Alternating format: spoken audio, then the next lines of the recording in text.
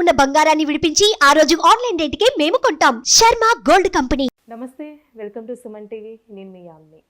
క్రోధినామ సంవత్సర ఉగాదికి సంబంధించిన విషయాల గురించి మనకి తెలియచేయడానికి ప్రస్తుతం మనతో ఉన్నారు ప్రముఖ ఆధ్యాత్మికవేత్త, ప్రముఖ జ్యోతిష వాస్తు పండితులు మంత సూర్యనారాయణ శర్మ గారు ఉన్నారు. గురుగారితో మనం మాట్లాడదాం. నమస్కారం గురుగారు. నమస్కారం అమ్మా.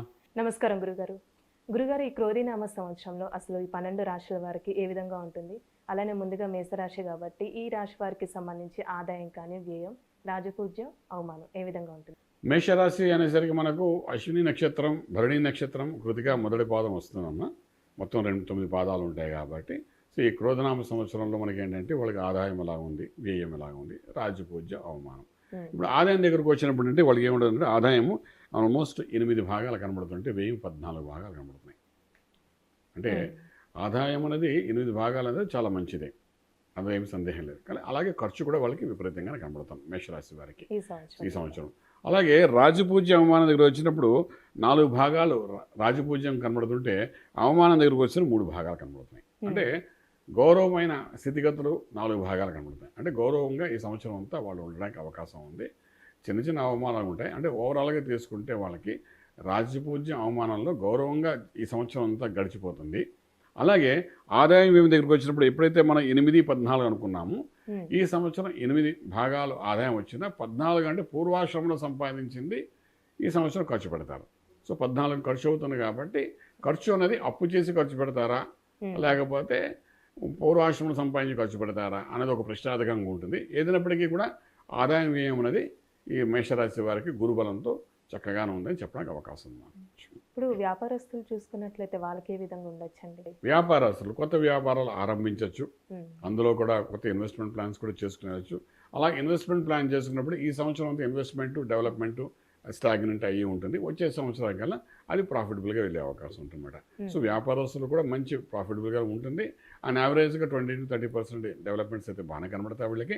ఎటు వచ్చారంటే ఇన్వెస్ట్మెంట్ ప్లాన్స్ వెళ్ళినప్పుడు రియల్ ఎస్టేట్ తీసుకోండి, కన్స్ట్రక్షన్ తీసుకోండి, అలాగే మనకు తీసుకుంటే ఏంటంటే పవర్ ప్లాంట్, స్టాక్ మార్కెట్ తీసుకోండి, ఎందులోనే ట్రేడింగ్ తీసుకోండి, ఫుడ్ ఇండస్ట్రీ అనుకోండి, ఫార్మా ఇండస్ట్రీ అనుకోండి, ఏదైనప్పటికీ కూడా ఇన్వెస్ట్మెంట్ ప్లాన్గా అనుకుంటూ ఏదైతే ఇన్వెస్ట్ చేస్తారో దాని యొక్క ప్రాఫిట్స్ వచ్చే సంవత్సరం వచ్చే అవకాశం ఉంటుంది. కాబట్టి ఇన్వెస్ట్మెంట్ చేసాం కదా, దాని ఖర్చుతో మనం చూపించుకునే అవకాశం ఉంటుంది. బ్యాలెన్స్ షీట్లో ఖర్చుగా చూపిస్తారు, బట్ ఇన్వెస్ట్మెంట్ అయిపోయింది కాబట్టి.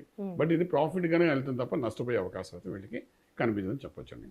అలానే ఇప్పుడు వివాహానికి సంబంధించి మేషరాశి వారికి ఈ క్రోధినామ సంవత్సరంలో ఏ విధంగా ఉంటుందంటారు? క్రోధినామ సంవత్సరం చాలా బాగుంటుందమ్మా. ప్రేమ వివాహాలు జరుగుతాయి, అలాగే గాంధర్వ వివాహాలు అంటారు తెలుగులో అని, అవి కూడా జరుగుతాయి. అదేవిధంగా ఏంటంటే వివాహ సంబంధం కోసం చేసే అన్ని ప్రయత్నాల్లో సక్సెస్ఫుల్ అవుతారు.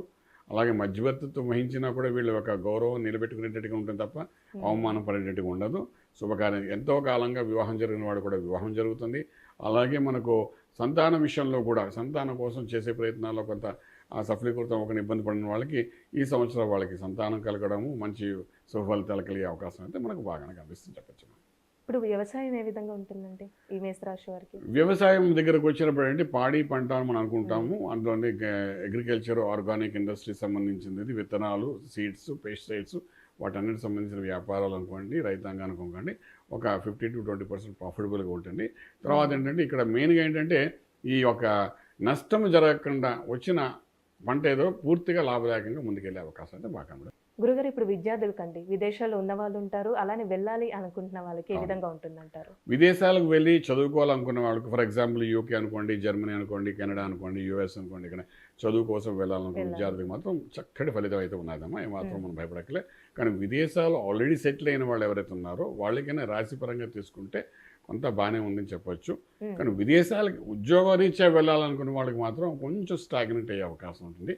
లాభంలో శనీశ్వరుడు ఉన్నా కూడా కొన్ని అంశాలు అయితే కొంత అనుకూలంగా లేదు కాబట్టి second half of the year అంటే ఆగస్టు తర్వాత కొంచెం గట్టి ప్రయత్నాలు చేస్తే సఫలీకృతమయ్యే అవకాశం ఉందని చెప్పచ్చు. ఇప్పుడు కోర్టు సమస్యలు గురుగారు చాలా సంవత్సరాల నుంచి ఆ కేసులలో పెండింగ్లో ఉంటూ ఉంటాయి కదా, వాళ్ళకి ఏ విధంగా ఉంటుంది? కోర్టు వ్యవహారాలు కొంతవరకు కుజుడు అనుకూలతే కనబడుతుందమ్మా ఇక్కడ ఈ సంవత్సరం వాళ్ళకి. ఎందుకంటే ఇక ముందు వచ్చేదంతాను మంచి ఫలితాలు ఇచ్చడానికి ఉన్నాడు కాబట్టి డెఫినెట్గా out of court way settlements డెఫినెట్గా కొన్ని జరుగుతాయి. లాభమా నష్టమా అది different thing. But out of court way settlement అవ్వడమా ఒక రిలీఫ్ మాట. రిలీఫ్ అంటే ఈ సమస్యను బయటపడ్డాము అని ఒక రిలీఫ్ అయితే ఈ సంవత్సరం బాగానే కనిపిస్తుంది. రిలీఫ్ అండ్ నష్టమా లాభం అనేది వేరు. రిలీఫ్ అవ్వడం అనేది ఒక రకంగా మనం అవుట్ ఆఫ్ కోర్ట్ వే రావడం అనేది ఒక మంచి శుభవార్త అని చెప్పొచ్చు. అందులో నష్టము లాభం అనేది తర్వాత విషయం. ఒక్కొక్కసారి నష్టము జరుగుతుంది, లాభము జరుగుతుంది. కాంప్రమైజ్ అయ్యేటప్పుడు సో దాన్ని మనం పరిగణలోకి తీసుకోవడానికి అవకాశం లేదు. కోర్టు వ్యవహారాలు మాత్రం చిక్కుముడి విడిగి ప్రశాంతంగా ఉండడానికి అవకాశం ఈ సంవత్సరం బాగా అనుకూలంగా చెప్పొచ్చు. అలానే ఈ రాశి వారికి అండి ఈ సంవత్సరం మొత్తం ఎలాంటి పరిహారం చేసుకుంటే మంచిదంటారు? ఈ సంవత్సరం వీనికి సుబ్రహ్మణ్యేశ్వర స్వామికి ఆరాధన చాలా చేసుకోవాలమ్మా. ఎందుకంటే కుజుడు యొక్క ట్రాన్సిట్ అనేది చాలా బాగుంటుంది. కుజుడు యొక్క ప్రభావం వల్లనే వీరు ముందుకు వెళ్ళడం జరుగుతుంది కాబట్టి అందులో మనకి రాజు కుజుడు అని చెప్పాం ఈ సంవత్సరానికి రాజుని. అలాగే మేషరాశి వారికి ఆధిపత్యం కూడా రాజు, రాశ్యాధిపతి కూడా రాజు కుజుడే మనకు. సో కుజుడు యొక్క తత్వం రాజు కూడా కుజుడే కాబట్టి ఆ సుబ్రహ్మణ్యేశ్వర స్వామి యొక్క ఆరాధన చేసుకుంటూ కానీ ముందుకెళ్ళగితే స్వామివారి యొక్క ఆవరణార్చన అనుకోండి, అలాగే అభిషేకం అనుకోండి, లేకపోతే నిత్యం సంవత్సరంలో ప్రతి నెల ఏదో ఒక సమయంలో మంగళవారం పూట అనుకోండి, శుక్రవారం పూట నిత్యం అభిషేకం చేసుకుంటూ స్వామివారికి కానీ వెళ్ళడం వల్ల ఏంటంటే అటు ఈ సంవత్సరానికి రాజు అయినట్టు కుజుడిని కూడా చల్లబరిచినట్టు అవుతుంది. తర్వాత వీటి రాశికి అధిపతి అయిన కుజుడు కూడా చల్లబడినట్టు అవుతుంది. మీరు అన్నట్టు ఇందాక కుజుడు కోర్టు వ్యవహారాలు మంచి ఎట్లు ఏవైతే ఉన్నాయో వాటిని బయటపడడం కూడా జరుగుతుంది. తర్వాత ఇంకొక విషయం ఏంటంటే వీళ్ళు 12 రాహు ఈ సంవత్సరం అంతా ఉంటాడు. ఏదో రకమైన ఖర్చు, రక్త సంబంధమైన కొన్ని సమస్యలు తీసుకొచ్చే అవకాశం ఉంటుంది. అలాగే వీళ్ళకి ఆరో ఇంటి ఏంటంటే కేతువు కూడా ఉన్నాడు.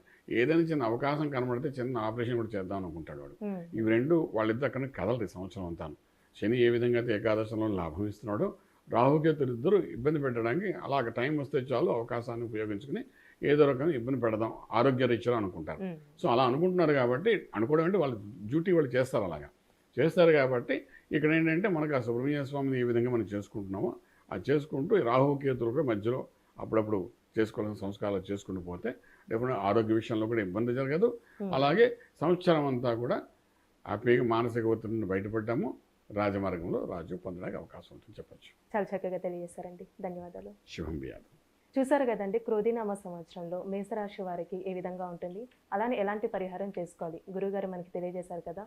అలానే మీ జాతకానికి సంబంధించి కానీ మీ ఇంటి వ్యాపార వాస్తుకు సంబంధించి ఎలాంటి విషయాలైనా మీరు తెలుసుకోవాలనుకుంటే స్క్రీన్ మీద కనిపిస్తున్న నెంబర్కి కాల్ చేసి గురువుగారిని సంప్రదించవచ్చు. ఇలాంటి మంచి వీడియోస్తో మళ్ళీ మీ ముందుంటాను. ధన్యవాదాలు.